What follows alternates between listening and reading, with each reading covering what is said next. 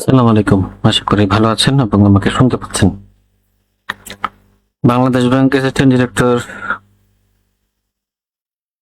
পরীক্ষার প্রস্তুতির প্রথম ক্লাসে আপনাদেরকে স্বাগত জানাচ্ছি।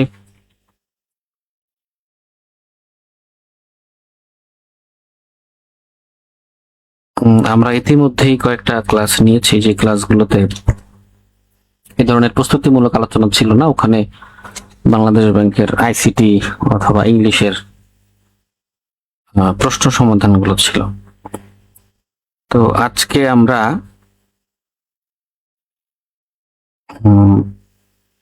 সহকারী পরিচালকের প্রস্তুতি কৌশল নিয়ে বিস্তারিত আলোচনা করব। বেসিক্যালি প্রিলিমিনারি নিয়ে আলোচনা করব।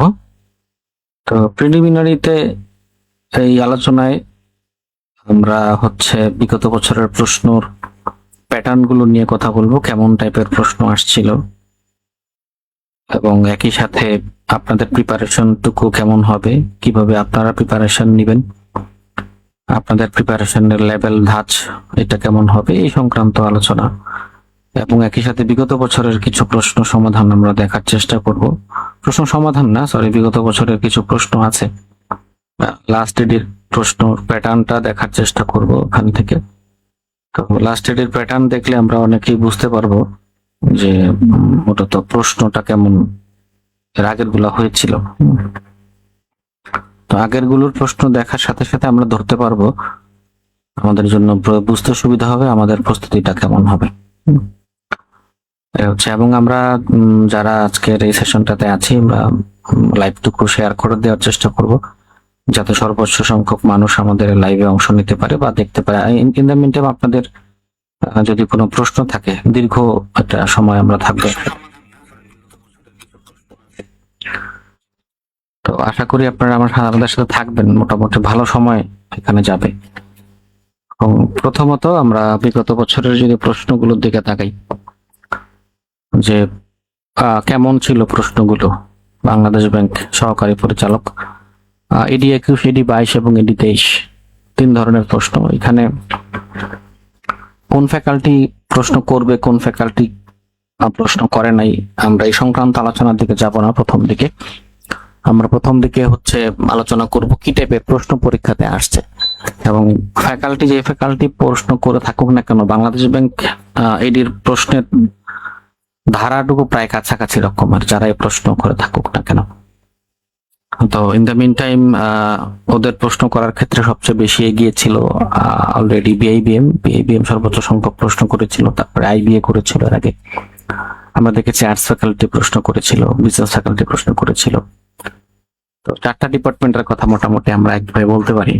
First of all BIBM, second of all IBA, তারপরে বিজনেস ফ্যাকাল্টি এবং তারপরে আর্টস ফ্যাকাল্টি। এই 4টা ফ্যাকাল্টির মধ্যে সীমাবদ্ধ ছিল তাদের প্রশ্ন করার ধারণা, মানে ধরনগুলো বেসিক্যালি। তো আমরা আশা করতে পারি সামনের পরীক্ষাটাও হয়তোবা এই 4টা ফ্যাকাল্টির মধ্যে একটা ফ্যাকাল্টি নিবে। এখন পরীক্ষাটা কবে হতে পারে? পরীক্ষাটা আমরা একটা ভিডিওতে বলেছিলাম, পরীক্ষাটা হয়তোবা জুলাই বা আগস্টের দিকে হওয়ার সম্ভাবনা আছে, সম্ভাবনা আছে, ওই সময় হতে পারে পরীক্ষাটা।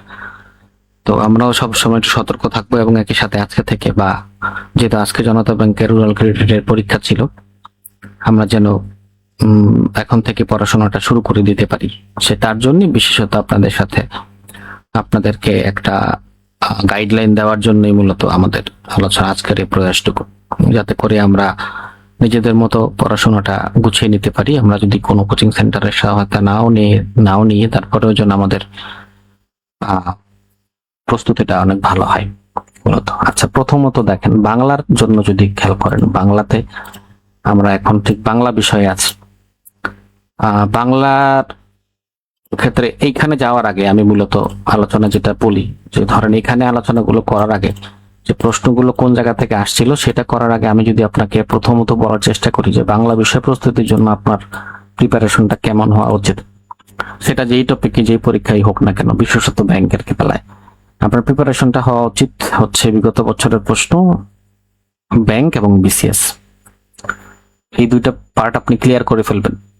আপনার বাংলার জন্য যেই পরীক্ষায় আপনি অংশ নেন না কেন, সেটা ব্যাংক হতে পারে, বিসিএস হতে পারে, অন্য কোনো পিএসসির আন্ডারে পরীক্ষা হতে পারে, যে কোনো কিছু, প্রথমত আপনাকে হচ্ছে বিসিএস এন্ড হচ্ছে ব্যাংক, এই দুইটা বিগত বছরের প্রশ্ন আপনাকে পড়ে ফেলতে হবে। এবং এখানে মোটামুটি আমি যদি মোটা দাগে বলার চেষ্টা করি 2000-এর মতো প্রশ্ন আপনি পাবেন। এই দুইটা প্রশ্ন যদি আপনার সমাধান করা হয়ে থাকে খুব ভালো মতো, আপনি কিন্তু বাংলার অর্ধেক কাজ করে ফেলছেন। আপনাকে কিন্তু আর অন্যরকম ভাবে পড়াশোনা করার দরকার নেই। এবং আপনাকে মনে রাখতে হবে বিষয়টা এটা না যে আমি একবার করে পড়লাম এবং একবার করে পড়ার পরে আমি আর পড়লাম না, রিভিশন দিতে গেলাম না। এবং উইথ রিভিশন শুধুমাত্র তাই না, আপনি পড়লেন কিন্তু রিভিশন দিলেন না, এই পড়ার কোনো ভ্যালু নেই, এই পড়ার কোনো ভ্যালু নেই।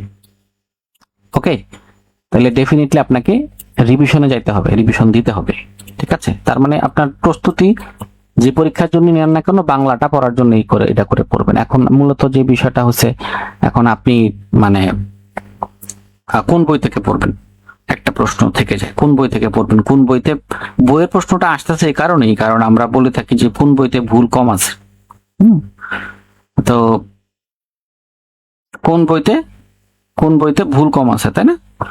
আমরা এই ধরনের কথা বলি। আপনারা মার্কেটের যেই বইগুলো আছে যেগুলো পপুলার সেইগুলোই আপনি পড়তে পারেন। অগ্রদূত আছে, অভিযাত্রা আছে, এটিএম আছে, মহসিনা নাজিলের আছে বই। বিশেষ করে যদি প্রশ্ন ব্যাংক আপনি করতে চান, মহসিনা নাজিলের প্রশ্ন ব্যাংক পড়তে পারেন বাংলার জন্য। হ্যাঁ, তো প্রশ্ন ব্যাংকটা পড়ে ফেললে আপনার ওখানে ব্যাংক এবং বিশেষ আলাদা করে দেওয়া আছে, আপনারা পড়ে ফেললেন একদম খুব ভালো মতো, ব্যাখ্যা সহকারে পড়তে চাল পারলে তো খুব ভালো।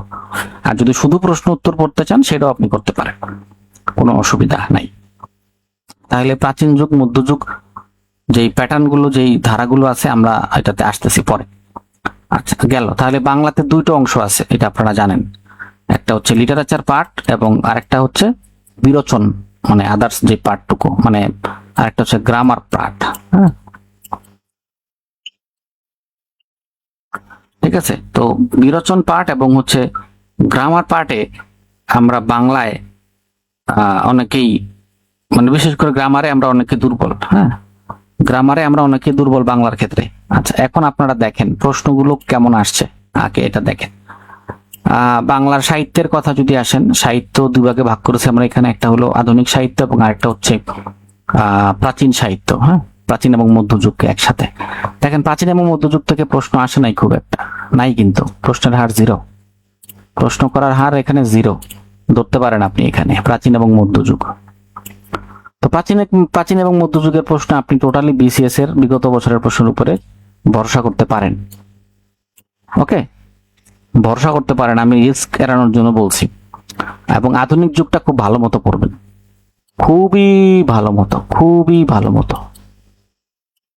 ওকে, খুবই ভালো মতো। এবং একই সাথে আপনি পিএসসির যে 11 জন সাহিত্যিক আছেন, পুরা 11 জন পিএসসি, 11 জন, এটা ভালো করে পড়বেন। ঠিক আছে, পিএসসির 11 জন সাহিত্যিক, আপনার লিটারেচার বাংলা সাহিত্য ক্লিয়ার। বাংলা সাহিত্যে তখন বলতে পারবেন কনফিডেন্টলি যে আমি কিছু একটা পড়েছি, হয়ে গেল। আচ্ছা, এবং ব্যাকরণে আসে, কারক এবং বিভক্তি থেকে প্রত্যেকবার একবার করে একটা করে প্রশ্ন আসছে, একটা করে প্রশ্ন আপনি কারক বিভক্তি যদি না বোঝেন আপনি বাদ দিতে পারেন, বা বিগত বছরের উপরে ভরসা করে যেতে পারেন। আচ্ছা, সমাস যদি না বোঝেন বিগত বছরের প্রশ্নের উপরে ভরসা করে যেতে পারেন। সন্ধি যদি না বোঝেন, আচ্ছা, সন্ধির বেলা একটা কৌশল আছে, নিপাতনে সিদ্ধ সন্ধি এবং বিশেষ নিয়মে সাধিত সন্ধি, এগুলো মুখস্থ করে ফেললে আপনার কভার হয়ে যাবে। এবং আমরা দেখতে পাচ্ছি বিগত বছরের এডি 22 এবং এডি 23 থেকে এখানে সন্ধি থেকে দুইটা করে প্রশ্ন আসছে। এবং এখানে যেটা দেখা যায় বিগত, মানে নিপাতনে সিদ্ধ সন্ধি, বিশেষ নিয়মে সাধিত সন্ধি, নিপাতনে সিদ্ধ আবার স্বরসন্ধি, ব্যঞ্জন সন্ধি, বিসর্গ সন্ধি, 3 রকমেরই আলাদা করে আছে। আপনি যদি এগুলো মুখস্থ করে ফেলেন, আপনার আলাদা করে পিছন দিয়ে ফিরে তাকাইতে হবে না। হ্যাঁ, নিপাতনে সিদ্ধ সন্ধি, তারপরে হলো বিশেষ নিয়মে সাধিত সন্ধি পড়ে ফেলুন। ধ্বনি এবং বর্ণ থেকে প্রত্যেকবার 5টা করে প্রশ্ন আসছে। ধ্বনি এবং বর্ণ থেকে প্রত্যেকবার 5টা করে প্রশ্ন আসছে, তার মানে আপনাকে ধ্বনি এবং বর্ণের উপরে খুব ভালো করে জোর দিতে হবে। এডি 21, 22, 23 3 রকমের 3 ফ্যাকাল্টি প্রশ্ন করছিল। হ্যাঁ, তো বুঝতেই পারতেছেন এই ধ্বনি বর্ণ খুব গুরুত্বপূর্ণ, এবং শব্দ খুবই গুরুত্বপূর্ণ বাংলাদেশ ব্যাংকের জন্য। শব্দের ক্ষেত্রে কি কি আছে, সমর্থক শব্দ, বিপরীত শব্দ, প্রতিশব্দ, শব্দের মধ্যে যা যা আছে, এর মধ্যে শব্দর প্রকারভেদ আছে, যকর, রুরু শব্দ, সাধিত শব্দ, মৌলিক শব্দ, যৌগিক শব্দ, এগুলো এর মধ্যে ইনক্লুডেড, এগুলো আসছে। সবচেয়ে বেশি পরীক্ষাতে আসার মতো প্রশ্ন, এটা হলো সেই প্যাটার্ন গেল। এখন আপনি কি শুধু এগুলোর উপর বেস করে প্রিপারেশন নেবেন, অন্য কিছু পড়বেন না? শুধু এগুলোর উপর বেস করে প্রিপারেশন নেবেন, আপনি উপসর্গ পড়বেন না, তারপরে আপনি এক কথায় প্রকাশ পড়বেন না? হ্যাঁ, ডেফিনেটলি আপনাকে এগুলো পড়তে হবে। হ্যাঁ, উপসর্গ, এক কথায় প্রকাশ, এগুলো পড়বেন। যদি গ্রামার না বুঝেন তাইলে বিগত বছরের প্রশ্নের উপরে বেসমেন্ট করে যাবেন, দ্যাটস ইট, আর কিছু না। পড়া কিন্তু হয়ে গেল। এখন আমি আপনাকে প্রথম দিকে যে বইগুলোর কথা বলছিলাম, ধরেন আপনাকে অগ্রদূতের কথা বলছিলাম, অভিজিতের কথা বলছিলাম, টিএমের কথা বলছিলাম, এই বইগুলো মোটামুটি মোটা বই, মোটামুটি 200 পৃষ্ঠার একটা বই। এতক্ষণ কিন্তু আমরা যে কথাগুলো বললাম বা এখানে যে আলোচনাগুলো হইলো, এটার জন্য কিন্তু আপনাকে 200 পেজের বই পড়তে হবে না। এটার জন্য আপনাকে 200 পেজের বই কিন্তু পড়তে হবে না, বুঝতে পারছেন? তো এখন 200 পেজের বইয়ের কথা তাহলে কেন বললাম হচ্ছে এই কারণে, যেগুলো গুরুত্বপূর্ণ যেগুলো আছে, যে প্যাটার্ন যেগুলো আছে, সেগুলো বাদে উপসর্গ পড়তে হবে আপনাকে হচ্ছে এক কথায় প্রকাশ করতে হবে। তারপরে এখানে আরো কিছু নাই, এখানে দ্বিরুক্ত শব্দ নাই, এখানে অনুসর্গ নাই, পদার্থিত নির্দেশক নাই, এগুলো আপনাকে দেখে যেতে হবে। এগুলো আপনাকে অবশ্যই দেখে যাইতে হবে, এগুলো আপনি দেখে যাবেন। বলা যায় না এই প্যাটার্নের বাইরে যখন প্রশ্ন চলে আসে তখন আমরা কোথায় যাবো, তাই না? বেসিক্যালি। এবং বাংলা যাদের স্ট্রং জন তাদের ক্ষেত্রে আর কিছু বলার নাই, মোটামুটি যারা শুরু থেকে শুরু করতে চাচ্ছেন তাদের জন্য আলোচনাগুলো হচ্ছে। আচ্ছা, এবার ইংরেজিতে আসেন। ইংরেজিরও ঠিক একই রকম কথা। আপনি ইংরেজিতে আসলে একই রকম বলা যাবে না, ইংরেজিতে আবার 3টা পার্ট। একটা হচ্ছে ভোকাবুলারি পার্ট, আর একটা হচ্ছে লিটারেচার পার্ট। আমরা আগে ব্যাংকের পরীক্ষাতে লিটারেচার এরকম দেখতে পারতাম না, এখন আসে। এবং third one is grammar part, ঠিক একই রকম বাংলার মতো। হ্যাঁ, 3টা পার্ট ইংরেজিতে। আচ্ছা, এই ভোকাবুলারি পার্টের মধ্যে কি আছে এটাকে দেখেন। এই ভোকাবুলারি পার্টের মধ্যে আছে হচ্ছে আমার অ্যানালজি, বিআইবিএম এর খুবই পছন্দের টপিক। আছে হচ্ছে আমার সিনোনিম, আছে হচ্ছে অ্যান্টোনিম, এর মধ্যে আছে হচ্ছে ওয়ান ওয়ার্ড সাবস্টিটিউশন, OWS, এর মধ্যে আছে হচ্ছে ইডিয়মস এন্ড ফ্রেজ, এর মধ্যে আছে হচ্ছে স্পেলিং। হ্যাঁ, হয়ে গেছে কিন্তু অনেকটুকু, বুঝতে পারছেন? ভোকাবুলারির মধ্যে এগুলো সব। এবং এর মধ্যে আরো আছে গ্রুপ ভার্ব আছে। হ্যাঁ, মানে অ্যাপ্রোপ্রিয়েট প্রিপোজিশনের মতো আর কি বলতে পারেন, অ্যাপ্রোপ্রিয়েট প্রিপোজিশনের মধ্যে বলতে পারেন আপনি, কারণ অ্যাপ্রোপ্রিয়েট প্রিপোজিশনটা অনেকটা ভোকাবুলারির মতো মুখস্থ বেসড একটা কিছু। এটার মধ্যে গ্রামারের আসলে এরকম খুব একটা ছন্দ কিছু দেখা যায় না। তাহলে কি আছে? Analogy, synonym, antonym, one word substitution, idioms and phrase, spelling খুবই গুরুত্বপূর্ণ। স্পেলিং আসে নাই বাংলাদেশ ব্যাংকের পরীক্ষাতে, এমন কোনো পরীক্ষা নেই। বাংলাতে আমরা এই জিনিসটা মিস করে গেছি, বানান আসে নাই, খুব একটা দেখা যায় নাই। কালে ভদ্রে অল্প বিস্তর আসছিল, কিন্তু আমরা পড়ে ফেলবো। মানে সঠিক প্রয়োগ, বাক্যে বাংলা বানানের সঠিক প্রয়োগ আমরা এখান পড়ে ফেলবো, ঠিক আছে? এখানে আপনি বিগত বছর থেকে পড়েন বা বই থেকে পড়েন, যেখান থেকে পড়েন। আচ্ছা, ভোকাবুলারিতে synonym, antonym, one word substitution, idioms and phrase, spelling, এগুলো সব। তাহলে পড়া কিন্তু কম নাই, পড়া কিন্তু অনেক। হ্যাঁ, আপনি যদি বিগত বছরের কথা আলোচনা করেন, এখানে ব্যাংকের ইংরেজির জন্য আসলে বিসিএস এর প্রশ্ন খুব একটা পড়ার প্রয়োজন নাই। ইংরেজির জন্য বিসিএস এর প্রশ্ন শুধুমাত্র লিটারেচার পড়তে পারেন, ছাও বিগত বছরের প্রশ্ন। লিটারেচারের জন্য শুধুমাত্র বিসিএস এর বিগত বছরের প্রশ্নের উপরে বেস করবেন, আর কিছু করার দরকার নেই। লিটারেচার থেকে প্রশ্ন খুব একটি আসছে এটা কিন্তু বলা যাবে না, হালকা পাতলা। এটা হচ্ছে রিজার্ভ রাখলাম আর কি আমরা। ওকে, আপনার বেসিক্যালি প্রশ্ন আসছে ভোকাবুলারি এবং গ্রামার থেকে, ইংরেজির বেলায়। কোন জায়গা থেকে? ভোকাবুলারি এন্ড গ্রামার থেকে আসছে। আচ্ছা, ভোকাবুলারিতে সিনোনিম, অ্যান্টোনিম, অ্যানালজি আমরা বলছি, one word substitution, idioms and phrase, spelling, আমরা এগুলো সব পড়ে ফেলতে হবে। বিগত বছরে যা কিছু আছে সব, এখান থেকে কোনো কিছু বাদ দিতে পারবেন না, যে এটা বাদ দিয়ে এটা ধরবো, এটা সেটা করবেন, এটা হবে না। কিন্তু এখন কোন বই থেকে পড়বেন? আপনার কাছে যে বই ভালো লাগে, যে বই পড়ে আপনি মনে রাখতে পারেন, সেই বই থেকে পড়বেন। অনেক ক্ষেত্রে একটা জিনিস দেখা যায়, আমরা অনেক সময় অনেক সাজেশনের কথা বলেন, অনেক ভালো ভালো বইয়ের কথা অনেকে বলে, কিন্তু আমাদের মূলত যেটা হয়, অনেক মানে ওই একটা বইয়ের সাথে আমাদের নিজেদের সিনক্রোনাইজ করার একটা বিষয় থাকে, যে এই বইটা থেকে আমি পড়লাম, এই বইটা আমার কেমন হইলো আমি তো মনে রাখতে পারি না। হ্যাঁ, আপনি যে বই থেকে পড়লে মনে রাখতে পারেন, আপনি সেই বই পড়বেন, এটা হলো মূল কথা। এখন এটা মাস্টার হতে পারে, এটা 1+এর বই হতে পারে, এটা প্রফেসরের বই হতে পারে, অন্য কোনো বই হতে পারে। এমন হতে পারে যে আপনি এডমিশন টেস্টের কোনো একটা বড় ভাই বই থেকে পড়ে বুঝতে পারেন, আপনি পড়েন, কোনো সমস্যা নেই। মোট কথা হচ্ছে আপনার পড়াশোনাটা করতে হবে, এটা হলো মূল আলোচনা। এবং বাংলাদেশ ব্যাংকের বিগত বছরের প্রশ্ন, ব্যাংকের বিগত বছরের প্রশ্ন ডেফিনেটলি কভার করবেন, ডেফিনেটলি। এটার বাইরে প্রিপারেশনের মূল সূচনায় হচ্ছে এই জায়গায়। আপনি নতুন, প্রত্যেকে শুরু করবেন, আপনি শুরু করবেন। মানে আমরা যারা ব্যাংকে চাকরি করি, আমাদের ব্যাংকের বেলায় ব্যাংকে একটা মোটামুটি একটা প্রবাদ আছে যে নতুন একটা টেবিলে বসছেন, তাহলে do your previous do your job from your previous officer. মানে আপনার প্রিভিয়াস অফিসার যে কাজগুলো করতেন আপনি সেই কাজগুলো দেখেন, যে টেবিলে আপনি বসছেন। প্রিভিয়াস যে অফিসার আপনার আগে যিনি ছিলেন তিনি কাজগুলো যেভাবে করছেন এটা দেখেন, দেখে তারপরে নিজের স্বীয় বিবেচনায় কাজ কন্টিনিউ করেন। এটা হলো নিয়ম পরিচয়। এরকম একটা কথা আমরা সবসময় বলে থাকি ব্যাংকের ক্ষেত্রে। তো যারা নতুন আছেন, প্রিপারেশন নিচ্ছেন ব্যাংকের ক্ষেত্রে, বাংলাদেশ ব্যাংকের এটির জন্য প্রিপারেশন নেবেন, প্রথমত প্রশ্ন শুরুই করবেন, আপনি শুরুই করবেন বিগত বছরের প্রিপারেশন দিয়ে। আপনি start from the previous year questions, এটাই হলো মূল কথা।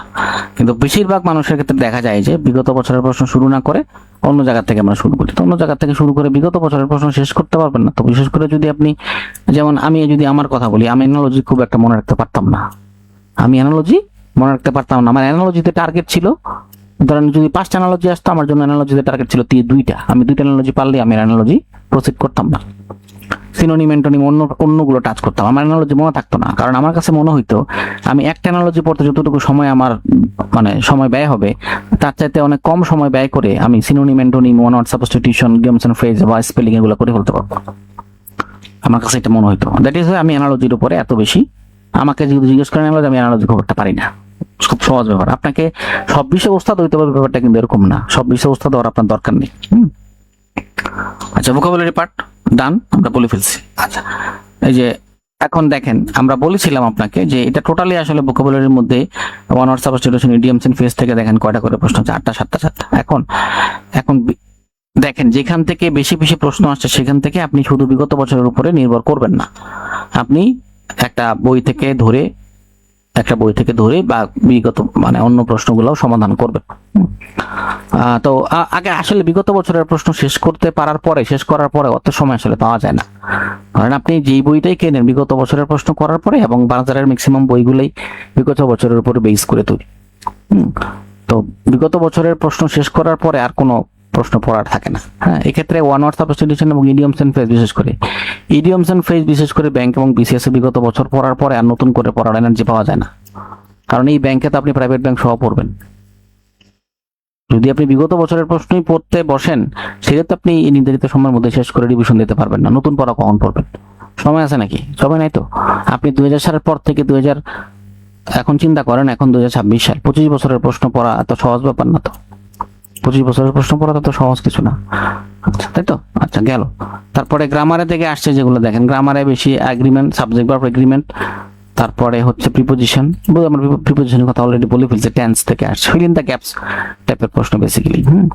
ফিল ইন দ্য গ্যাপস টাইপের প্রশ্ন। এখন আপনাকে right uses of verb, subject verb agreement, determiners, এগুলোর উপরে ভালো একটা দখল থাকতে হবে। খুব ভালো। দেখেন 5টা করে প্রশ্ন আসছে 22 এবং 23 সালের এটিতে। এই 3টা category, subject verb agreement, preposition, tense, 5টা করে প্রশ্ন আছে। এবং প্রিপোজিশন আসছে বিশেষ করে feel in the gaps. Preposition মানে কিন্তু প্রিপোজিশনের অর্থ আসে নাই যে আপনি লুক আফটার মানে কি, এইটা এরকম কিছু আসে নাই। মনে করেন এরকম প্রশ্নগুলো আসছে এমন যে গ্যাপস আকারে। এবং এখানে যেটা দেখতে পাচ্ছেন ডিরেক্টলি গ্রামারের যে ব্যবহারটা, হ্যাঁ, এখানে গ্রামারের ব্যবহারটা বেসিক্যালি আসছে হলো gaps, feel in the gaps আকারে। ওকে, ফিল ইন দ্য গ্যাপস আকারে আসছে। তাহলে আমরা ফিল ইন দ্য গ্যাপস পূরণ করার জন্য আমাদের এই গ্রামারগুলো বিশেষ করে আমাদেরকে ব্যবহারিক গ্রামারটা জানতে হবে। হ্যাঁ, ব্যবহারিক গ্রামার জানতে হবে। ব্যবহারিক গ্রামার না জানলে আপনি এগুলা অ্যান্সার করতে পারবেন না। আচ্ছা, এরপরে parts of speech, voice narration. এখন আপনার কাছে যদি পার্টস অফ স্পিচ আগে পড়া না থাকে, এখন পার্টস অফ স্পিচ পড়া মানে কি, পার্টস অফ স্পিচ থেকে কি প্রশ্ন আসছে আমরা বলবো। ভয়েস এবং ন্যারেশন যদি আগে পড়া না থাকে, এখন নতুন করে পড়ে মাথা নষ্ট করবেন? যদি মনে না থাকে পড়ার দরকার নেই। কেন এত প্যারেশানি নিবেন কেন? হয় আপনার যদি আগে পড়া না থাকে, এখন ভয়েস ন্যারেশন আপনি কেন পড়বেন? এবং যদি রুলস আগে পড়া না থাকে আপনি কেন পড়বেন? আমার প্রশ্ন সেই জায়গায়। কোনো দরকার নেই তো প্যারেশানি নেওয়ার। আপনি অন্য যেগুলো আপনার পড়লে মনে থাকে বেশি সেগুলো পড়েন। এখন যদি এমন হয় যে ওই ঠকবাস্তে যে গা উজাড় করে ফেলছেন, তখন যেন এরকম নয়। যেমন না পড়া টপিক গুলোর সংখ্যা যদি এত বেশি হয়, তাহলে তো অসুবিধা। তাহলে আপনার জন্য টিপস হচ্ছে একটাই, যে যেগুলা গুরুত্বপূর্ণ প্রশ্ন কিন্তু আপনার মানে গুরুত্বপূর্ণ না, যেগুলো হচ্ছে গুরুত্বপূর্ণ টপিক কিন্তু আপনার মনে থাকে না, যেমন ভয়েসের রুলস মনে থাকে না, ন্যারেশনের রুলস মনে থাকে না, আপনি তখন কি করবেন? আপনি বিগত বছরের প্রশ্নের উপরে বেস করে পরীক্ষা হলে যাবেন। বিগত বছরের প্রশ্নের উপর বেস করে পরীক্ষা হলে যাবেন। আর আপনার যদি এগুলো পড়তে মনে থাকে, রুলস যদি আগে জানা থাকে, আপনি আবার আরেকটু ডিপ প্রিপারেশন নেবেন। দুই ক্যাটাগরির স্টুডেন্ট আছে, তাই না? আমি যদি আজকে আপনাকে বলি যে আপনি ভয়েস ন্যারেশন পড়া শুরু করে দেন, হ্যাঁ, বাকিগুলো আপনি আপনি ভোকাবুলারি পারেন না, আইডিয়ামস এন্ড ফ্রেজ পারেন না, আর অনেক সহজ কিছু আছে যে নাম্বার, জেন্ডার এগুলো পারেন না, তাহলে আপনার এখন ওই ভয়েস ন্যারেশনের মধ্যে ধাবিত করার তো আমার মানে আমার নিজের জন্য এটা এক ধরনের উইকনেস প্রকাশ পাওয়া। তাহলে যেটা বলতেছি, আপনি যদি ইন্টারেস্ট ফিল না করেন, আপনাকে ভয়েস ন্যারেশন পেরে বাংলাদেশ ব্যাংকে রেডি হইতে হবে, এরকম কোনো মাথার দিব্যি আপনাকে কেউ দেয় না। এরকম কোনো মাথার দিব্যি নেওয়ার দরকার নেই, প্রেশারও নেওয়ার দরকার নেই। বুঝতে পারছেন? যদি আগে রুলস পড়ার না থাকে, এখন ভয়েস ন্যারেশনের 10টা 20টা বা 15টা রুলস মুখস্থ করে সেগুলো অ্যাপ্লাই করতে যাওয়াটা টোটালি বোকামি হবে যদি আগে পড়া না থাকে। ভয়েস ন্যারেশন পারলে আপনি বাংলাদেশ ব্যাংকে রেডি হবেন, এই কথা এই দিব্যি আপনাকে কেউ দিচ্ছে না। আমি আবারও বললাম কথা, ঠিক আছে? আর কিন্তু আপনি কি করবেন? পড়বেন তো কিসের উপর বেস করবেন? বিগত বছরের প্রশ্নের উপর বেস করবেন, ঠিক আছে? পার্টস অফ স্পিচ থেকে কি ধরনের প্রশ্ন আসে? পার্টস অফ স্পিচ থেকে কোনটা অ্যাডজেক্টিভ, কোনটা অ্যাডভার্ব, এই প্রশ্ন খুব আসছে বেশিরভাগ। আমরা গত সপ্তাহে বাংলাদেশ ব্যাংকের একটা ইংরেজি প্রশ্ন সমাধান করছিলাম, ওখানে IMOL এরকম একটা প্রশ্ন ছিল যে এটা কোন পার্টস অফ স্পিচ। যদি পার্টস অফ স্পিচ আগে পড়া না থাকে, প্রেশারে নেবেন না। আমি আবারও বলতেছি, বিগত বছরের উপর বেস করে চলে যাবেন। কারণ আগে যদি পড়া না থাকে, আপনি এখন কেউ থেকে পড়বেন, এখন কি মাথায় যদি মনে না থাকে, তখন এইটা মনে রাখার জন্য যদি অন্য কিছু ভুলে যান, এরকম হয় না অনেকের বেলায় আমরা এরকম দেখছি যে সে 10টা ম্যাথ করতে পারে, তাকে যদি আমি 12টা ম্যাথ দেই, সে আগের 10টা ম্যাথ ভুলে যায়। সে এই লোকটুকু নিতে পারে না। তাহলে আমারও বেলায় আমিও আপনাদের ক্ষেত্রে এটা বলবো যে be simple and be clear. এত পেরেশানি নিবেন না, এত পেরেশানি নেওয়ার কিচ্ছু নাই। আপনি যদি মনে রাখতে না পারেন, আপনি এগুলো বিগত বছরের প্রশ্নের উপরে বেস করে যাবেন। আর যদি মনে রাখতে পারেন, আর যেটা খুব মনে রাখতে পারেন, খুব ভালোবাসেন, সেটার উপরে খুব ডিপ প্রিপারেশন নেবেন, ডিপ। এবং দেখতে হলো যে দেখা গেল যে আপনার কাছে খুব এমন প্রশ্ন আসে, আপনি এমন প্রশ্ন পছন্দ করেন, মনে করেন ড্যাংলিং মডিফায়ার থেকে বাংলাদেশ ব্যাংকের এতে কোনো প্রশ্ন এখন পর্যন্ত আসে নাই, আসবে কিনা সেটাও আমরা বলতে পারতেছি না। এখন মনে করেন ড্যাংলিং মডিফায়ার আপনি খুব ভালো পারেন, দেখা গেল যে ড্যাংলিং মডিফায়ার যেখান থেকে প্রশ্ন আসে আপনি সব পারেন। এখন মূল কথা, ড্যাংলিং মডিফায়ার যে পারে তার জন্য ভয়েস ন্যারেশন কিছু না, এগুলো বান্দাবাদ। বোঝা গেল ব্যাপারটা? তো যদি এরকম হয় যে আপনি ড্যাংলিং মডিফায়ার পারেন কিন্তু ভয়েস ন্যারেশন পারেন না, তখন কিন্তু এটার জন্য ব্যর্থকতা হয়ে গেল, এটা আপনার জন্য দুর্বলতা হয়ে গেল। কারণ ড্যাংলিং মডিফায়ার বাংলাদেশ ব্যাংকের এতে নাও আসতে পারে বা আসেই নেই এখন পর্যন্ত। তাহলে আমরা কিভাবে বুঝবো যে আসবে সামনে? ধরেন আসলো না, তাহলে কি হলো? আপনি যে বিষয়ে এক্সপার্ট সেই বিষয়টা প্রমাণ করার মতো জায়গা আপনি পাইলেন না, এরকম যেন না হয়। বুঝতে পারছেন? আপনি যে বিষয়ে অনেক বিষয়ে এক্সপার্ট হইতে পারেন, এবং সেই যেই বিষয়ে এক্সপার্ট হন না কেন, দেখতে হবে ওই বিষয়টা থেকে পরীক্ষা প্রশ্ন আসে কিনা। দেখা গেল যে আপনার কাছে খুব ভালো লাগে ট্যাগ কোশ্চেন, আপনি ট্যাগ কোশ্চেন থেকে প্রশ্ন হইলে কোনো মিস করেন না কখনো। কিন্তু বাংলাদেশ ব্যাংক এটিতে ট্যাগ কোশ্চেন থেকে মনে হয় একবার একটা প্রশ্ন হয়েছিল, তাও সেটা হচ্ছে সেন্টেন্স কারেকশন ভিত্তিক প্রশ্ন। তো একবার হয়েছিল, তো এখন একবার আসলো, সেটা দিয়ে তো আমরা কখনো সামনে আসবে এটা বলতে পারতেছি না। তো দ্যাট মিনস আপনাকে এমন কিছু কমন টার্ম পারতে হবে যে কমন টার্ম থেকে সবসময় পরীক্ষাতে প্রশ্ন হয়।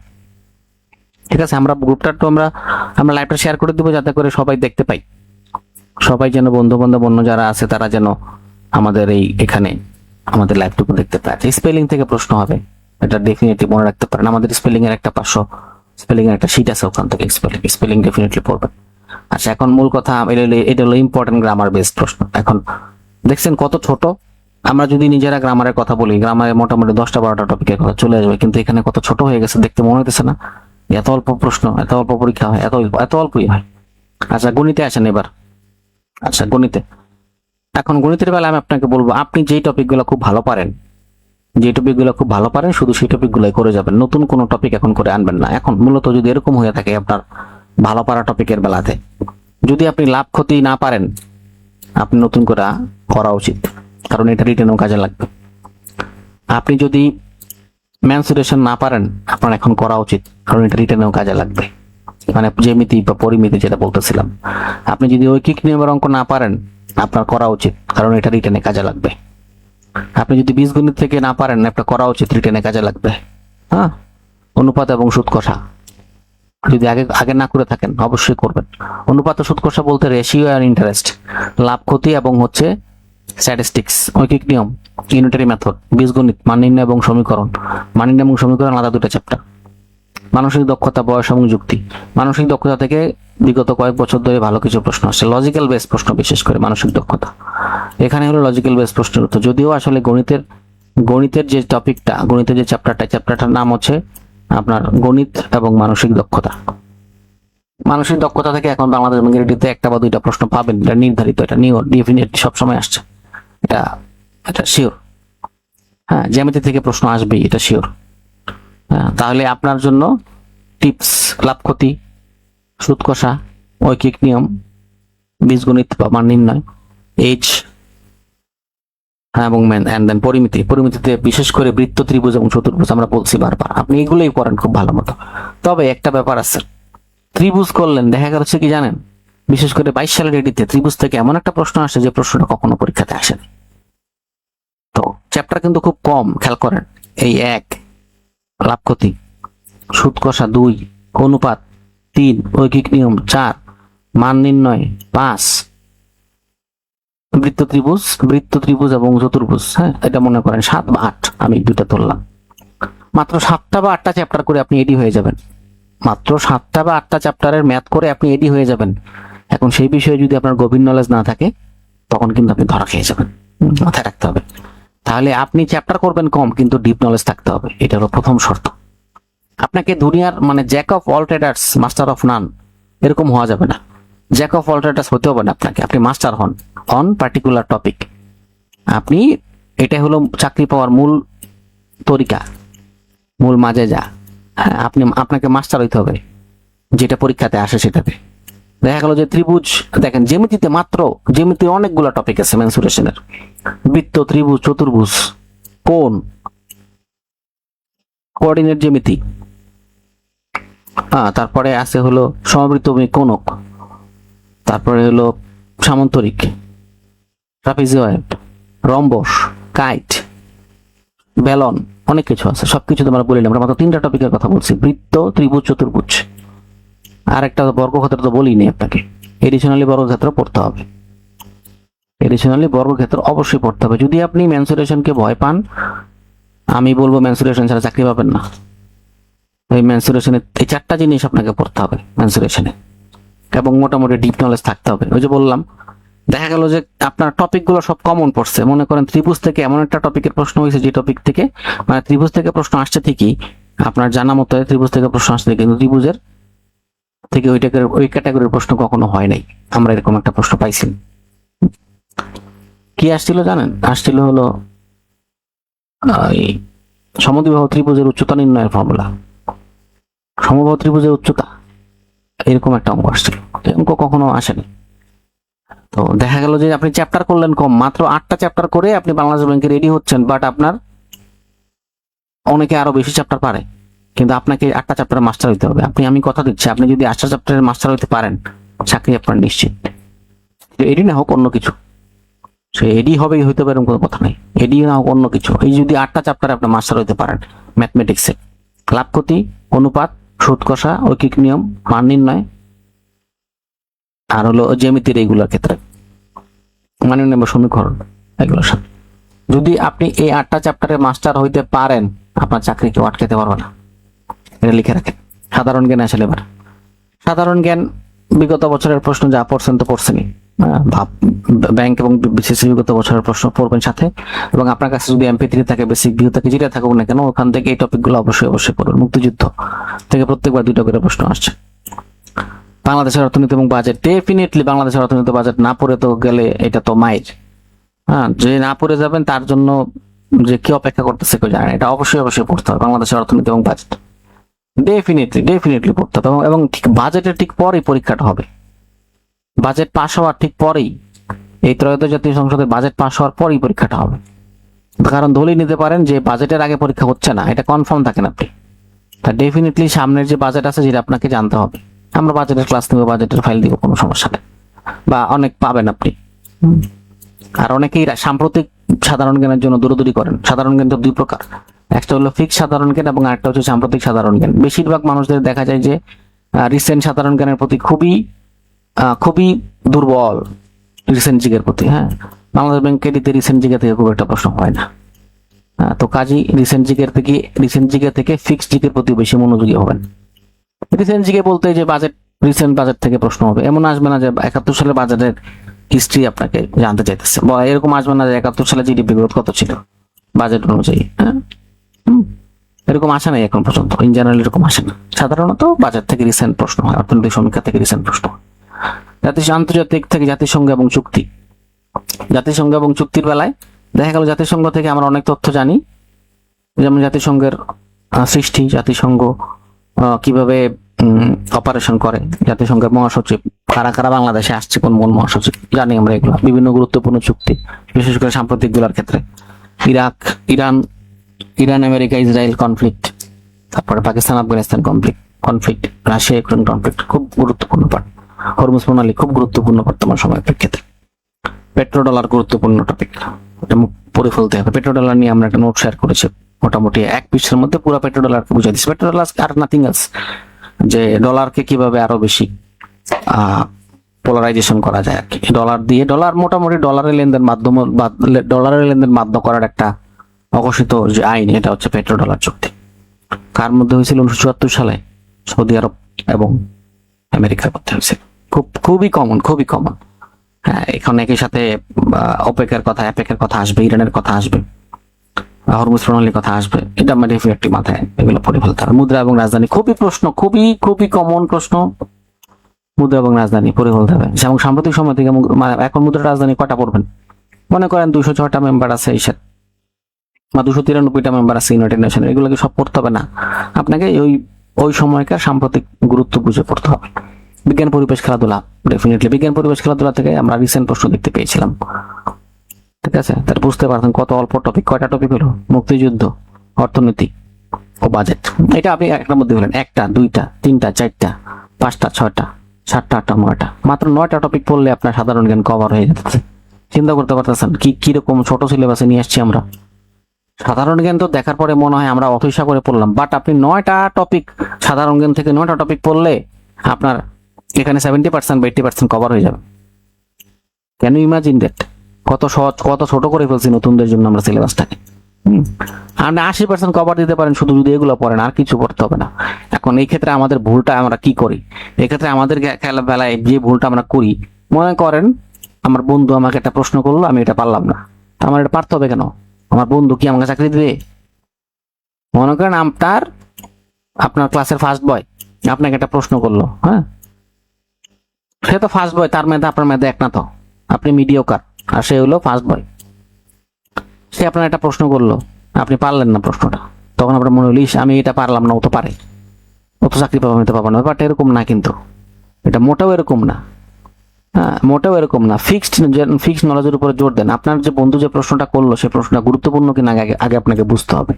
সে প্রশ্ন করছে মানে এটা না পারলে চাকরি হবে না, এটা ভাবার কোনো কারণ নেই। আমরা ছোটবেলায় এরকম মনে করতাম। তো মাথায় নিবেন এই প্রশ্নটা গুরুত্বপূর্ণ কিনা, এটা মাথায় রাখতে হবে।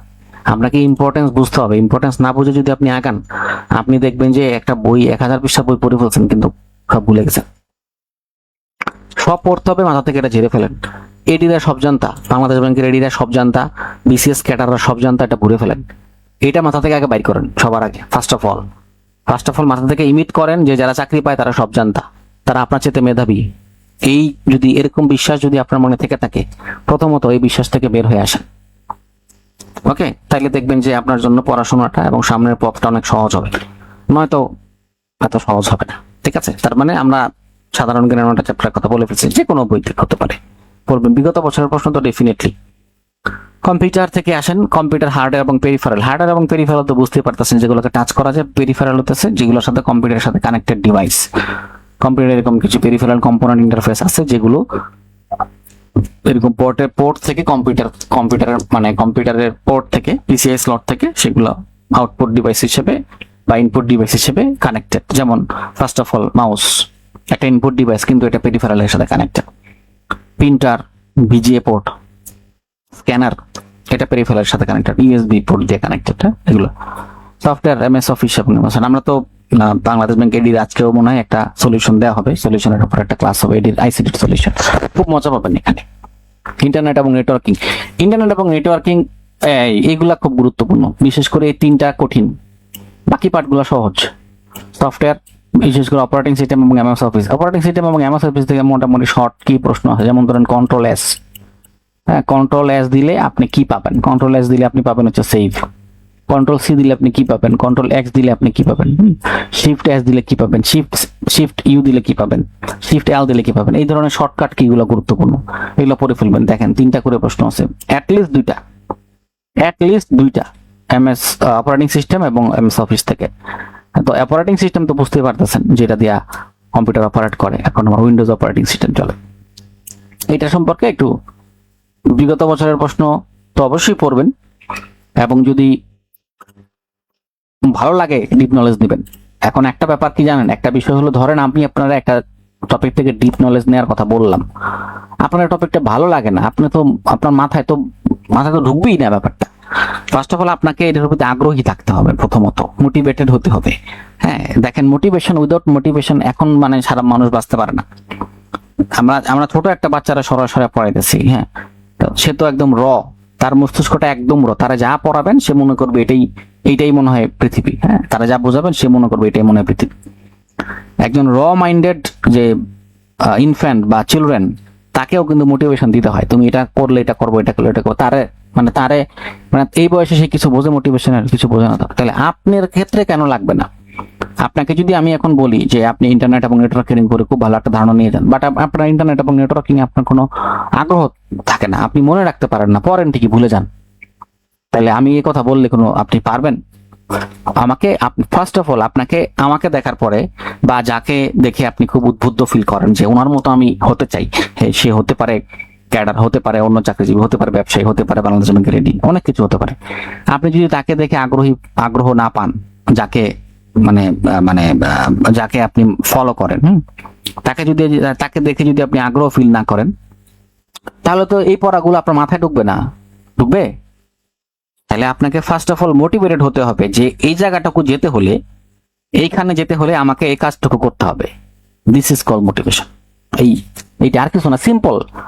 যে ওনার মতো গাড়িতে চড়তে হলে, গাড়িতে চড়া বাদ দেন, বাট ওনার মতো এরকম সোশ্যাল স্ট্যাটাস, সামাজিক মর্যাদা পেতে হলে আমাকে এই পড়াটুকু পড়তে হবে, এই আর কিছু না। এটি মোটিভেশন। এর বাইরে আর বড় কোনো মোটিভেশন হতে পারে না। হ্যাঁ, এর বাইরে আর কোনো বড় মোটিভেশন হতে পারে না, কারণ আমরা তো দিন শেষে কারো না কারো মতো হতে চাই, তাই না? কাউকে না কাউকে দেখে যে আপনি এডি হতে চাচ্ছেন, এটির জন্য আপনি ইন্টারেস্টেড কেন, মানে কারণটা কি? আপনি ডেফিনেটলি কাউকে ফলো করেন, কাউকে দেখেছেন, বা অন্য কারো কাছ থেকে শুনছেন this is a prestigious job, আমি this is a job in a regulatory body. Definitely regulatory বডিতে চাকরি করার মজা অন্যরকম। হ্যাঁ, তো definitely is a regulatory body. তো সেক্ষেত্রে আপনার জব করার যে জবের যে সব সিকিউরিটি, একই সাথে যে পরিবেশ, ডেফিনেটলি অন্য জায়গা থেকে একটু ভিন্নতর। হ্যাঁ, মানে একটুখানি ক্লাসটা আলাদা ক্লাস আর কি। আপনি যখন একটা আলাদা ক্লাসে এন্ট্রি করবেন, তো ডেফিনেটলি আপনার পড়াশোনার লেভেলটা ওই টাইপের হতে হবে। এটা ইটস কল মোটিভেশন। এখন আপনি চিন্তা করতেছেন যে আমি পরীক্ষার আগের রাতে পড়ে অনার্স পাস করে ফেলছি, এডিও হয়ে যাব। বিষয়টা এরকম সহজ না, কারণ আপনার সাথে ফাইট দিবে কারা? আপনার সাথে ফাইট দিবে বুয়েটের ছেলে পেলে। আপনি মানেন আর না মানেন, বুয়েট এবং আইবিএর ছেলে পেলে বাংলাদেশের টপ নচ, এটা তো ডেফিনেটলি মানতেই হবে আপনাকে। আপনি অনেক মেধাবী হতে পারেন, though you are from another university, regardless BUET and IBA, even IUT. আমরা সোনালী ব্যাংকে ওরকম একটা আইইউটি থেকে কিছু ছেলে পেলে পাইছি, এমএসটি। আপনার সাথে ফাইট দিবে। আপনি কোত্থেকে আসছেন সেটা ফ্যাক্টর না আমার কাছে, বা আমি কোত্থেকে আসছি বা ওরা কোত্থেকে আসে সেটা আমার কাছে ফ্যাক্টর না, কিন্তু আপনি মানেন আর না মানেন, এটা ডেফিনেটলি একটুখানি ভালো, তাই না? এদের লজিক ডেভেলপমেন্ট করার ধরন অন্যরকম। মনে করেন আইবিএ তে ভর্তি পরীক্ষা দেওয়ার জন্য একটা ছেলে যে পরিমাণ লেবার দিয়ে আসছে, হ্যাঁ, আপনি সেই লেবার যদি এইচএসসি লেভেলে দিয়ে থাকেন, তাইলে আপনার বেসবেন ভালো। খেয়াল করেন, ব্যাপারটা বোঝেন। আপনি যদি এসএসসির পরে এডমিশন টেস্টের জন্য বুয়েটে ভর্তি পরীক্ষা দিয়েছেন কিন্তু আপনি টিকেন নাই, আইবিএ তে ভর্তি পরীক্ষা দিয়েছেন আপনি টিকেন নাই, এমআইএসসি তে পরীক্ষা দিয়েছেন, আইইউটি তে পরীক্ষা দিয়েছেন, আপনি টিকেন নাই, কিন্তু প্রিপারেশন আপনি নিয়েছেন, আপনার বেসিক কিন্তু ঠিক আছে। কথা বুঝতে পারছেন?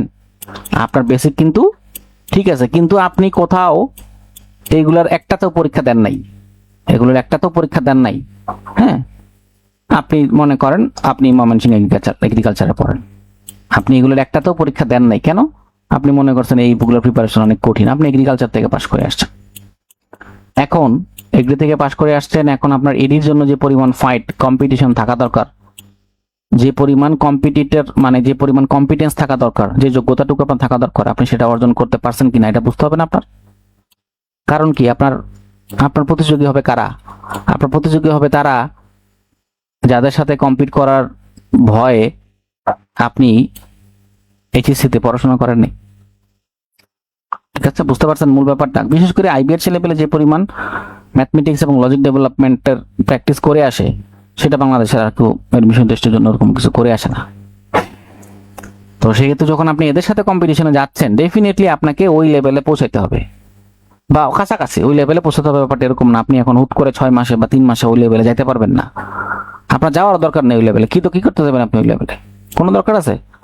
কিন্তু আপনাকে বুঝতে হবে যে আপনাকে মানে যেটা বুঝতে হবে যে ওই লেভেল পর্যন্ত যাওয়ার জন্য ইচ্ছা আপনার আছে কিনা, সেটা হলো ইম্পর্টেন্ট।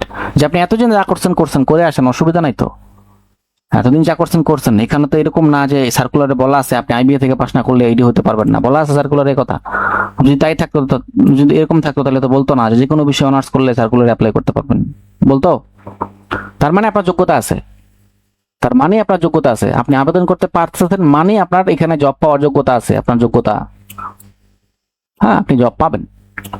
কিন্তু এখন ওই যে একটা স্ট্যাটাস দিয়েছিলাম আমরা, বাংলাদেশে চাকরি পরীক্ষাগুলো হইতেছে ইলিমিনেশনাল প্রসেস।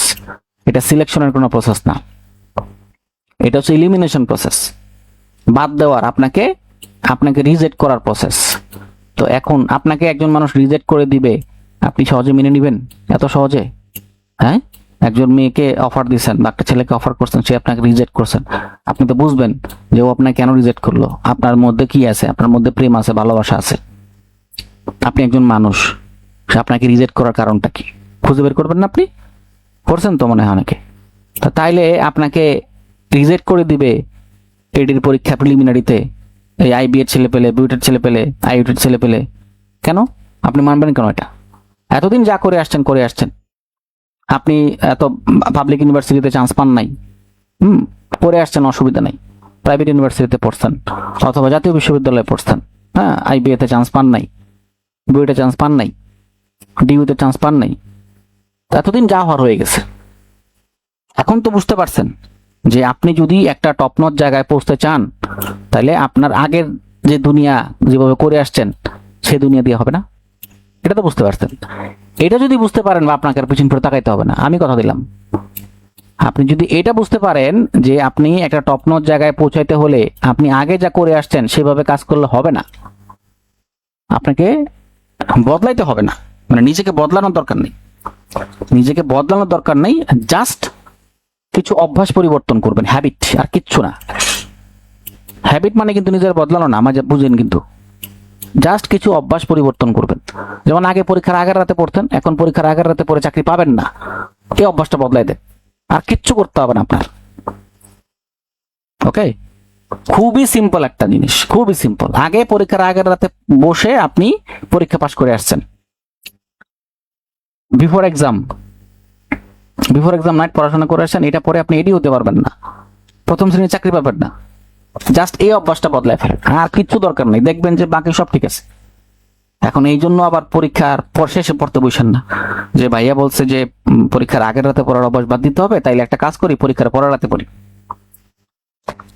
নতুন অভ্যাস তৈরি হলো। এটা কিন্তু আবার করেন না। হ্যাঁ, আপনাকে ডেফিনেটলি এটা অন্যভাবে যাইতে হবে। ওকে, আচ্ছা, আমরা এখন যেখানে যাব, আমরা জানেন এডির পরীক্ষা 3টা ধাপে হয়, প্রিলিমিনারি, লিখিত এবং ভাইভা। প্রিলিমিনারিতে 100 নম্বরের পরীক্ষা হয়, লিখিততে 200 নম্বরের পরীক্ষা হয়, ভাইভাতে থাকে হচ্ছে 25 নাম্বার, এটা আমরা জানি। প্রিলিমিনারিতে কত নাম্বার? প্রিলিমিনারিতে হচ্ছে 100 নাম্বার, 100টা এমসিকিউ থাকে। এই লিখিততে 200 নাম্বার, 2 ঘন্টা পরীক্ষা হয়, প্রিলিমিনারি হয় 1 ঘন্টাতে। প্রিলিমিনারি পরীক্ষায় 0.25 করে নেগেটিভ মার্কিং থাকে। ভাইভাতে 25-এ মোটামুটি 5 নাম্বার হচ্ছে 15, কত? 15 হচ্ছে 5 নাম্বার। এখন আপনি এই ভাইবার একটাতে আমরা 5 নাম্বারটা বলতে পারি, বলা যায়, কিন্তু বাকি পরীক্ষাগুলোর আসলে 5 নাম্বার বলা যায় না, ভাইবারটা বলা যায়। হ্যাঁ বলতে পারি, টুকটাক বলা যায়। বাকি পরীক্ষাগুলো আসলে বলা যায় না, এটা বাংলাদেশ ব্যাংকের সার্কুলারে বলা আছে যে এটা নির্ধারণ করবে বাংলাদেশ ব্যাংক। প্রিলিমিনারি পরীক্ষার কাট মার্কস কত হবে, পাস মার্ক কত হবে, সেটা বাংলাদেশ ব্যাংক নির্ধারণ করবে। ঠিক আছে, আচ্ছা গেল। এখন তাহলে প্রিলিমিনারিতে আলোচনায় আমরা আর একটু বলি কেমন প্রশ্ন আসবে। আমরা তো বুঝতেই পারতেছেন আমাদের আগের লিস্টটা দেখার পরে যে যদি অনেক সময় কিছু দু একটা পরীক্ষা 80 নম্বর হয়েছে, তবে অধিকাংশ সময় 100 নম্বরের পরীক্ষা হয়।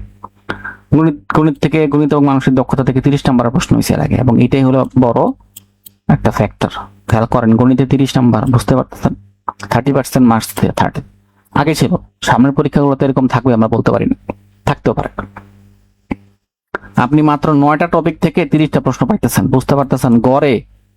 গড়ে এখানে টপিক পাবেন আপনি 3টা, গড়ে 3টা টপিক পাবেন। তাই বুঝতে পারতেছেন যে কি পরিমাণ ডিপ নলেজ থাকতে হবে এখানে। মোটামুটি যেটা বললাম, আপনি পড়েন কম বাট আপনার নলেজ যেন ডিপ থাকে। পড়েন বেশি কিন্তু ভাষা নলেজ ভুলে যান। আরেকজন মনে করে না দিলে রাস্তা ভুলে যান, আছে না এরকম কিছু অনেক জায়গায়। নতুন আমরা যখন মনে করি নতুন কোথাও যাই, নতুন কোথাও যাওয়ার পরে আমরা যখন কি করি, যদি এখানে কোনো রোড মার্ক না দিয়ে আসি, আমরা রোড মার্ক, যে আপনারা যখন কিছু একটা নতুন জায়গায় যান, বেশিরভাগ মানুষই রোড মার্ক দিয়ে আসে যাতে করে দ্বিতীয়বার সে এখানে যেতে পারে। হ্যাঁ, রোড মার্ক না দিয়ে আসলে আপনার কি করতে হয়, আরেকজনের হেল্প নিতে হয় যে ভাই এই ভাষাটা যেন কোথায়, বিশেষ করে টিউশন করাতে গেলে প্রথম দিকে এরকম হয় যে ভুলে গেছেন, স্টুডেন্টকে ফোন করে জানতেছেন এই তোমার বাসাটা যেন কয় তালায়, বা বাসা চিনছেন তালা ভুলে গেছেন। এরকম কিছু রোড মার্ক আমরা ফলো করি ব্যক্তিগত জীবনে। তো এখন দেখা গেল আমি আপনাকে বললাম 9টা চ্যাপ্টার করেন, 9টা চ্যাপ্টারে ওস্তাদ হয়ে যান, মাস্টার হয়ে যান, আপনারা কেউ আটকে রাখতে পারবে না, ভালো কথা। কিন্তু আপনি করলেন আরো 15টা চ্যাপ্টার। হ্যাঁ ভাইয়া এত অল্প চ্যাপ্টার বলছে, আমি আরো বেশি করে করি। 15টা চ্যাপ্টার করতে যায় ভুলে গেছেন সব। ভুলা যাবে না, প্রথম কথা হইলে এটা ভুলে গেছেন, তখন এই রোড মার্ক প্রয়োজন পড়ে। আরেকজন মনে করাই দিলে বলতে পারেন, আরেকজন সূত্র মনে করাই দিলে বলতে পারেন। এভাবে পড়লে হবে না, ক্লিয়ার কনসেপ্ট থাকতে হবে। আপনাকে ম্যাথে 30 পাইতে হবে এরকম না। কাট মার্কস কত থাকে অনেকের প্রশ্ন, 60-র বেশি কখনো কাট মার্কস যায় নাই বাংলাদেশ ব্যাংক ক্রেডিটে। 60%-এর উপরে কেন জানে? কারণ কি জানেন? প্রশ্ন সহজ হইলেও দেখা গেছে যে ছেলে পেলে মানসিক চাপের কারণে ভুল করে দিয়ে আসছে। আপনাকে প্রচুর পরীক্ষা দিতে হবে, প্রচুর। গেল ইংরেজিতে 25, বাংলায় 20, সাধারণ জ্ঞানে 15, কম্পিউটারে 10। প্রচুর মডেল টেস্ট দিতে হবে, এর বাইরে কোনো বিকল্প নাই। প্রচুর মডেল টেস্ট দিতে হবে যদি আপনি চাপ কমাতে চান। ওই যে একটা ব্যাপার আছে যে মানে পরীক্ষা প্রস্তুতি মানে আপনি পড়লেন বাসায়, মেন্টাল প্রেশার কিভাবে সামলাবেন? পরীক্ষার মেন্টাল প্রেশার সামলাবেন হতেছে মডেল টেস্ট দিয়ে। আপনি যত বেশি মডেল টেস্ট দিবেন আপনার পরীক্ষার প্রেশার তত বেশি কমে যাবে। দুটা জিনিস না, আপনি পড়লেন, হ্যাঁ একটা জিনিস খেয়াল করেন, আপনি পড়লেন এবং পরীক্ষার হলে ভুলে গেলেন মানসিক চাপের কারণে। এটা আপনি রিমুভ করবেন কিভাবে? এটা রিমুভ করার একমাত্র উপায় পরীক্ষার আগে মডেল টেস্ট দেওয়া। এই দুইটা, রিড অ্যান্ড মডেল টেস্ট, এই দুইটাই হলো মূল স্ট্র্যাটেজি। ঠিক আছে, এবং পয়েন্ট অফ কাটা এখন পড়াশোনা কিভাবে শুরু করবেন আমরা বলেছি অলরেডি। ইউর বেস্ট টিচার হচ্ছে আপনার প্রিভিয়াস কোশ্চেনের উপর সম্যক ধারণা থাকতে হবে, আত্মবিশ্বাস থাকতে হবে যে আমি পারবো। এখানে আইবিএর ছেলেপেলে চাকরি পায়, বুয়েটের ছেলেপেলে চাকরি পায়, ন্যাশনাল ইউনিভার্সিটির ছেলেপেলে চাকরি পাচ্ছে না? পাচ্ছে তো, আপনিও পাবেন না কেন? কারণটা কি? আপনি অবশ্যই পাবেন, আপনিও পাবেন। কিন্তু আপনি যদি চান, এবং প্রথমত সফল হওয়ার জন্য প্রথম যেই পাওয়ার সেটা হচ্ছে willing power.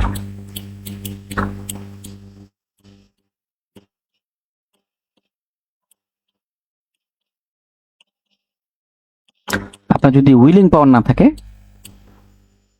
Success will never come to you. Success কখনো আপনার কাছে আসবে না আপনার যদি উইলিং পাওয়ার না থাকে। আপনি কোন জায়গা থেকে আসছেন সেটা কোনো ফ্যাক্টর না। আপনার আবেদন করার যোগ্যতা আছে, তার মানে আপনি চাকরি পাওয়ার যোগ্য। প্রথমত চাকরি পাওয়ার যোগ্য। এখন আপনি যখন রেসে আসতেছেন তখন আপনাকে বুঝতে হবে যে এই রেসটা কাদের সাথে, আপনার কম্পিটিটর কারা।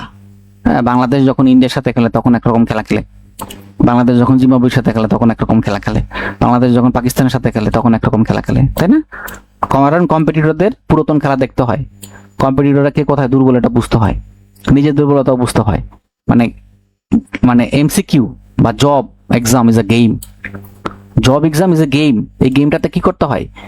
এই গেমটাতে নিজের দুর্বলতা ঢাকতে হয়, নিজের দুর্বলতাকে ঢাকতে হয়, আর অন্যের দুর্বলতাকে জয় করতে হয়। কি বললাম ভাইয়া? Job exam is a game, যেখানে নিজের দুর্বলতাকে ঢাকতে হয়, নিজের উইকনেসকে ঢাকতে হয়, আর আরেকজনের উইকনেসকে জয় করতে হয়। এইটাই। আপনার উইকনেস ঢাকবেন মানে কি? আপনার উইকনেস আপনি শো করবেন না, এরকম যেন থাকে আর কি আপনার অবস্থা। আচ্ছা, তারপরে ডেইলি পড়বেন, প্রতিদিন যেন পড়া হয়। পরীক্ষার আগের রাতের জন্য কোনো কিছু রাখবেন না। পরীক্ষার আগের রাতের জন্য শুধু রিভিশন দেওয়ার জন্য রাখবেন, যে আমি শুধু রিভিশন দিব। আপনি মোটামুটি এখন 3.5 মাস থেকে 4 মাসের মতো সময় পাবেন। আপনি উইকলি একটা রুটিন করতে পারেন। You can make a routine on weekly basis, আগাইতে পারেন। অথবা আপনি আমাদের সাথে আমাদের প্রিলিভার রিটিন ব্যাচে জয়েন করতে পারেন। আমরা এখানে 80 দিনের একটা প্রোগ্রাম নিয়ে আসছি, 80 ডেইজ, 80 দিনের একটা প্রোগ্রাম। এটা হয়তো 90 দিন যেতে পারে, বাট 80 দিনের মধ্যে আমরা শেষ করে ফেলবো। এই 80 দিনের মধ্যে এবং প্রিলি রিটেন টোটালি কভার হয়ে যাবে। এখানে এক্সাম থাকবে, আমাদের নিজস্ব পিডিএফ দেওয়া থাকবে, আপনারা চাইলে আমাদের সাথে জয়েন করতে পারেন। মডেল টেস্ট নেওয়া হবে, এবং আপনি যে ভুলগুলা করবেন, মডেল টেস্ট যদি আপনি যেখানেই দেন না কেন, আপনি যে ভুলগুলা করবেন সেই ভুলগুলা খাতায় লিখে রাখতে হবে। মানে একটা মানুষ, খেয়াল করেন, মানুষ আসলে কেন বদলাইতে পারে না জানেন? মানুষ বদলাইতে পারে না কারণ হচ্ছে সে তার ভুলগুলোকে মনে রাখে না। এবং ভুল থেকে যারা শেখে তারাই নিজের পরিবর্তনটা দেখতে পায়। যারা ভুল থেকে শেখে না তারা কখনো নিজের পরিবর্তন দেখতে পায় না। এবং আজকে আপনি যে ভুলটা করে আসলেন, এই ভুলটা আপনি ভুলে গেছেন, মনেই হইতেছে না, ইটস রং। এই ভুলটা মনে রাখতে হবে, যে এই ভুলটা কেন মনে রাখবেন? যাতে করে রিপিট না হয়, এই কারণে ভুল মনে রাখবেন। আর আপনার সাকসেস কেন মনে রাখবেন? যে আপনি ছোটখাটো অনেক জায়গায় সাকসেস হয়েছেন, হ্যাঁ, সেটা মনে রাখবেন কেন? সেটা মনে রাখবেন নিজেকে মোটিভেট করার জন্য। হ্যাঁ, দেখেন, সেলফ স্টাডি যখন করতে যান, আপনি কোচিং এ নাও করতে পারেন, কোচিং এর বাইরে থেকে নিজের মতো করে পড়াশোনা করতে পারেন, এবং তার জন্য সেলফ মোটিভেশন প্রয়োজন পড়ে। আপনি যখন কোনো কোচিং এ যাচ্ছেন, আপনি যখন হতাশ হয়ে যাবেন, তখন ভাইয়া বা স্যার আপনাকে বলবে, এই তুমি কেন পড়াশোনা করতেছো না, কেন ক্লাসে আসতেছো না? কিন্তু বাসায় তো এটা বলার কেউ নাই। কেউ বলবে, গার্লফ্রেন্ড বলতে পারে, বয়ফ্রেন্ড বলতে পারে, কয়দিন বলবে? গার্লফ্রেন্ড বয়ফ্রেন্ড কয়দিন বলবে আপনাকে? কারণ আপনারই তো তাকে পাওয়ার জন্য তো আপনি চাকরিটা পাইতে হবে। এবং আমি যেটা খেয়াল করছি, যে আরো যাদের অ্যাফেয়ার আছে ওরা খুব দ্রুত চাকরি পায়, ওরা খুব মরিয়া চাকরি পাওয়ার জন্য, আমি এরকম দেখছি। আবার যাদের মধ্যে এক ধরনের দায়বদ্ধতা আছে, ছোট বোনকে বিয়ে দিতে হবে, বা ছোট ভাইয়ের পড়াশোনার দায়িত্ব নিতে হবে, আব্বা অসুস্থ বা আম্মা অসুস্থ, ফ্যামিলির দায়িত্ব নিতে হবে। দুটা জায়গায় মানে দায়িত্ব নেওয়া, মানে কাউকে, কারো অ্যাফেয়ার আছে, বিয়ে করা, এটা দায়িত্ব নেওয়া না কারো, ডেফিনেটলি এটা মেয়ের জন্য, ছেলের জন্য। যখনই মানুষের মাথায় এই চিন্তাটা থাকে যে আমি কারো না কারো দায়িত্ব নিব, হতে পারে আপনার হবু স্ত্রী বা হবু হাজবেন্ডের, বা হতে পারে আপনার বাবা মা, হতে পারে ছোট ভাই বোনের দায়িত্ব নিলেন। মানে মাথার মধ্যে যখন এই ধরনের একটা ছোট চাপ, ফ্যামিলির গত এই ধরনের একটা প্রেশার থাকে, ডেফিনেটলি মানুষ তখন খুব দ্রুত চাকরি পায়। আমি এটা খেয়াল করছি, এটা খুবই পরীক্ষিত একটা সত্য।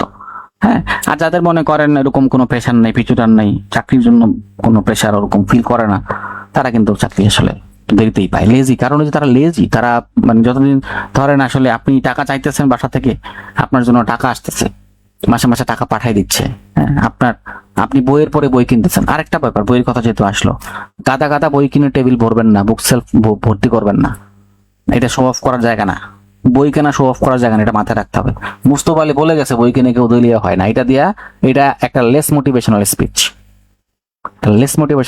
বলা উচিত ছিল এটাই, বই কিনে যে পড়ে সে কখনো দলীয় হয় না। আমি এটা বিশ্বাস করি। এখন বই কিনে আপনি সেলফ ভরে ফেললেন, ফিলিং করে ফেললেন, আপনি দলীয় হয়ে যাবেন। কিভাবে দলীয় হবেন? মানসিকভাবে দলীয় হয়ে যাবেন। আপনার বাসায় অনেক বই, কিন্তু আপনি পড়তেছেন না, তাহলে মানসিকভাবে দলীয় হয়ে যাবেন না? এইটা হলো ব্যাপার। বই কিনেও দলীয় হয়ে যায় মানুষ মাঝে মাঝে। আচ্ছা, যাই হোক, আমরা শেষ করব আজকের মতো। আচ্ছা, তবে খতম করার আগে ডিয়ার মেসমশাই, খতম করার আগে আমরা একটু কিছু অল্প করে বিগত 23 সালের প্রশ্ন কিছু দেখার চেষ্টা করব। যেমন দেখেন, প্রথমে একটা খুব, যে প্রশ্নটা চোখে আমার সামনে এখন আসতেছে, দ্যাট ইজ যে আয়নায় মুখ দেখো না, এখানে মুখ কি অর্থ ব্যবহৃত হয়েছে? সমার্থক শব্দ, দ্যাট ইজ আমরা পেয়েছি প্রশ্ন। আসছে কখনো পরীক্ষাতে? আসে নাই। তার মানে আমরা টপিক আপনাকে অনেক অল্প অল্প টপিকের কথা বলেছি। ম্যাথে আমরা 9টা টপিকের কথা বলেছি, সাধারণ জ্ঞানে এরকম 8টা বা 7টা টপিকের কথা বলেছি, বাংলাতে এরকম 8টা বা 7টা টপিকের কথা বলেছি। টপিক যতগুলোই বলা হোক না কেন, ওইগুলোর উপরে ডিপ নলেজ থাকতে হবে, প্রথম কথা। আপনাকে আমি 20টা টপিকের কথা বলে ফেললাম, কিন্তু কোনো টপিকের উপরে আপনি ডিপ নলেজ নিতে পারলেন না।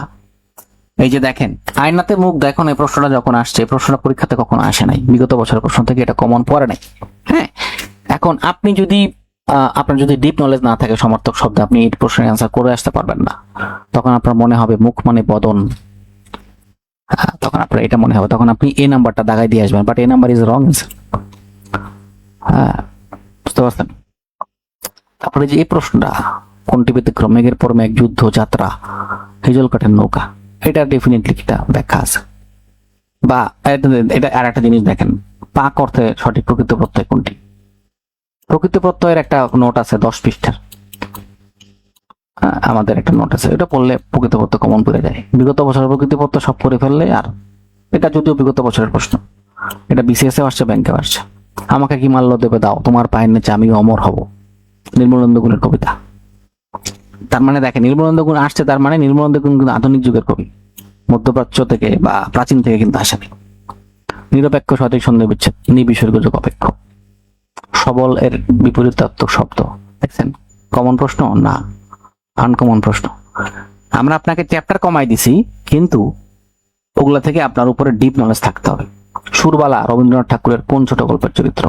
এক রাত্রি। তার মানে চরিত্রগুলো আপনাকে পড়ে ফেলতে হবে। আচ্ছা, এরপরে আসেন ইংরেজিতে। হি ইজ ওয়েল, আমরা বলছি এটা কোন ধরনের অ্যাডজেক্টিভ, মানে নিচের কোনটা আসলে অবজেক্টিভ? He is well. আমরা ইংরেজি সলিউশন ক্লাসের ব্যাখ্যা দিয়েছি, বলেছি। তো ইংরেজিগুলা, এখানে ইংরেজিগুলা করে নিয়েছে। দেখেন, আমরা বানানের কথা বলছিলাম আপনাকে, এখান থেকে দুটা বানান আসছে, প্রিসিডেন্স, সিজোফ্রেনিক। কমন প্রশ্ন না, কিন্তু মোটামুটি পরীক্ষাতে আসছে, বাট এতটা ইউজুয়াল না। হ্যাঁ, ইচ ফার্নিচার, বিগত বছরের প্রশ্ন।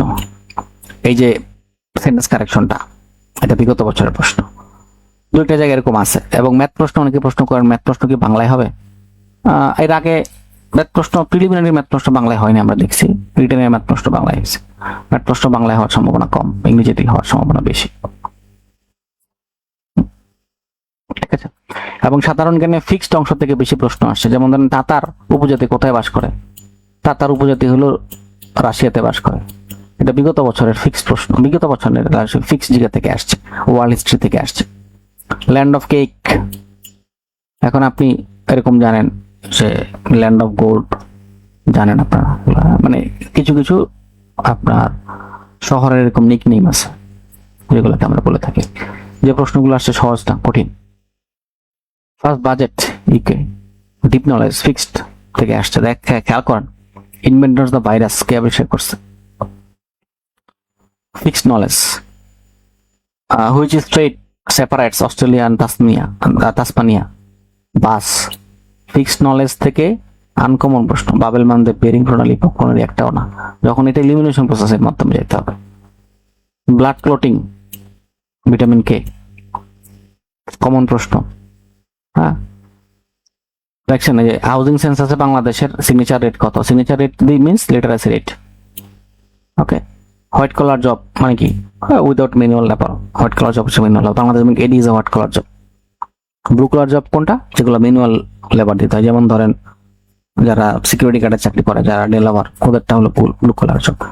দেখবেন যারা হচ্ছে লালামুভ না, যে কিছু জায়গা আছে যারা ডেলিভারি হিসেবে কাজ করে, কুলি হিসেবে কাজ করে, ওদের ড্রেস আপ অনেক সময় এরকম ব্লু কালারের হয়ে থাকে। দেখছেন, এই হলো ব্যাপার। ঠিক আছে, আচ্ছা, আমরা গেলাম, মোটামুটি আলোচনা হলেও টুকটাক অনেক কিছু। এখানে মূলত মূল যে ব্যাপারটা দাঁড়াইছে, যেটা হলো আপনি যেটা পারেন না সেটা দ্রুত ওভারলক করবেন, আর যেটা পারেন এটাতে যেন কোনো কনফিউশন না থাকে।